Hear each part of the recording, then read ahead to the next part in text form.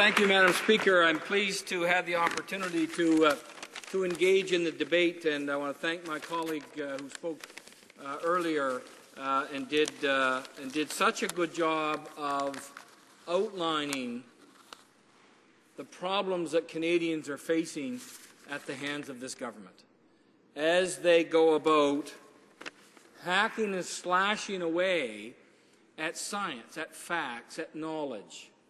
You know, the parliamentary secretary for innovation, science and technology, is that what it is? Minister of State, I'm sorry, I should know better. I should know better. He gets up and when we raise concerns about various programs that are being cut, he said, oh yeah, but what about this money we're giving to this program, university, or that program, whatever. What he's missing is the real crux of the problem here. It's not that those programs that they're investing in are somehow wrong or somehow bad. They're not. But the danger is that they're cutting away research that's being done by government departments in so many crucial ways, and I want to talk a little bit about that in my few minutes that I have here today. Because we're talking about our environment, we're talking about science, fisheries science that enables us to understand what is being done. Two things: what development is doing to fish stocks and to fish habitat. In other words, not just the fish, but everything the fish eats, where the fish lives, how the fish survives. Something that they're attacking in the changes to the Fisheries Act. But it's important science for us to know what it is that our activities on this earth, what impact those activities are having on our environment, on other species, on the plants, on the air that we breathe. What impact are we having? And I just participated in a discussion a few moments ago about the decision of this government through the Department of Fisheries and Oceans to cut the Experimental Lakes Area project, which is in Northern Ontario, which is a project that has been in existence for 4 decades, where they have 58 small lakes. They don't just do science, freshwater science, in the laboratory. They have access to the ecosystem. They have access to living, breathing lakes that they do important research in to determine what kind of effect the various things that we do as humans and our development has on that ecosystem. And this government has decided to cut that. Now, I don't understand it. Scientists from around the world have condemned this decision, Mr. Speaker. Scientists from around the world recognize the kind of contribution that this one organization makes to research, to science in the world about how it is that animals that exist within that ecosystem do exist. There was a little story told by a former director of the Experimental Lakes Area, or the Freshwater Institute, as sometimes known, at our subcommittee the other day, where he talked about how they were doing a study on acid rain and acid rain levels that had been set by that were being proposed to be set by government. And what they found was that the levels didn't affect the actual fish that was under review. And so therefore, if you limited your study to that, then you would say those levels of concentration are fine. But they went beyond that, Mr. Speaker. They went and looked at what those fish ate, the organisms, the other fish that those fish ate. And what they determined was, in fact, that the concentration levels of acid rain that were being permitted didn't affect that particular breed of fish, but affected everything else that they ate. So in other words, if they had have approved that level of concentration of acid rain as being permissible, it wouldn't have directly killed that fish, but the fish would have ended up starving to death. Because all of the food that sustains that fish and allows it to thrive and reproduce would have been gone. You see, he made that point for this reason. He made that point to underline the changes in the Fisheries Act, which focus no longer on fish habitat, in other words, the whole ecosystem, but focus most specifically on commercially viable fish. And he was pointing out that it's completely wrong-headed, and that he made his point on that. But for me, he also made the point that the research that's being done by this institute, by the Experimental Lakes Area Project, is so valuable. And they've made so many important contributions, not only to this country, but to countries around the world, in terms of the research that they've been able to.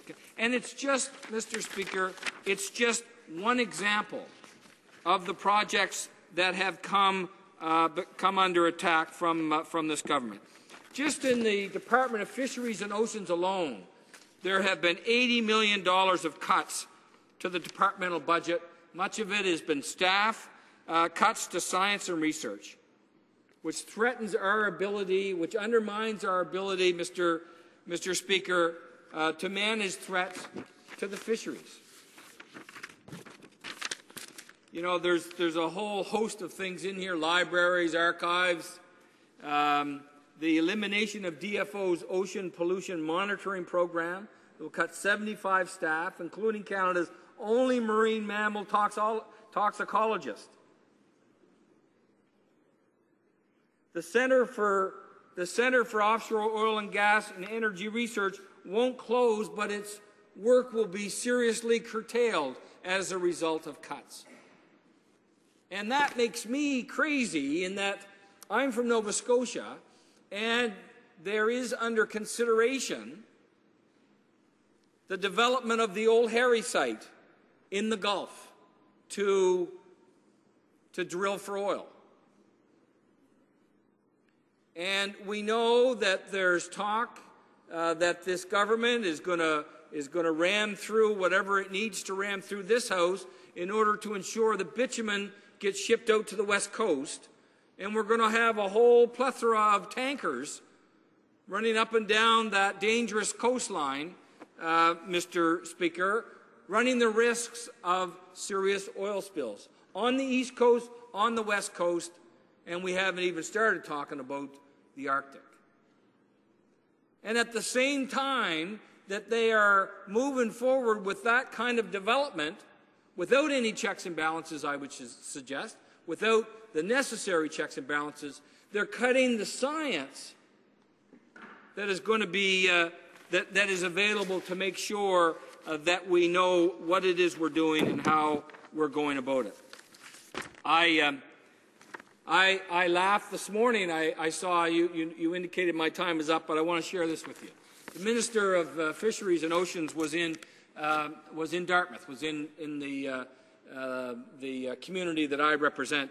He was in there yesterday, and it appears from the media that he wasn't particularly well received. And one of the questions he was asked was about the decision to do, as I mentioned earlier, to cut funding for the Centre for Offshore Oil and Gas and Energy Research. And people said, why would you do that? And he said, well, it's not going to close, and that work is going to be done by the private sector. That work will be picked up by the private sector.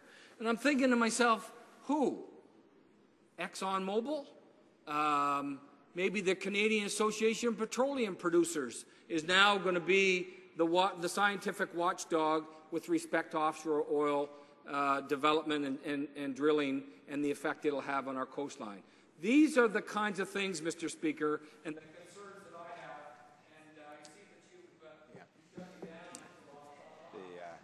Try to keep members apprised of the time that's available to them, but unfortunately we've run out of time. And now we'll go to questions and comments. Question et commentaire, the Honourable Minister of State for Science and Technology. Thank you very much, Mr. Chair. Before I get started, I wanted to thank my honourable colleague from Ancaster, Dundas, Flamborough, who has been very helpful today, and he's very concerned about this file. I do also want to thank my colleague for his speech. I just want to ask a hypothetical question, and that is this. We have a scientist that we've been funding, this part is actually true, for quite a while in the area of nanotechnologies, who has now come up with a switch that's just microscopic. One of the uses of this switch is to warn drivers on our highways of deers, because it's a microscopic-sized motion detector that can switch on a flashing yellow light. Now that the research is done, and we now should move that technology to the commercial side of things and get it out there to save people's lives, and then we take the money from that project and shift it to a new project, don't take it back. We shift it to a new project of more needs of the nation. Is that member going to interpret that kind of a modernization progress as a cut to science? Honourable Member for Dartmouth, Cole Harbour. Well, that is a beautiful example that the minister has. It's a beautiful example because that's important research. But nanotechnology is also what the Experimental Lakes Area Project is involved in. In fact, they have been lauded by scientists around the world. It's been suggested, Mr. Speaker, they have been referred to as the world's only ecological super collider. In other words, that's all about nanotechnology and the use of nanotechnology, ecological nanotechnology. And that's my point, I say to the Minister of State. Support that program, but support this program because it's doing equally, if not as important or more important work, and that's the kind of threat that you're putting the environment under. Questions and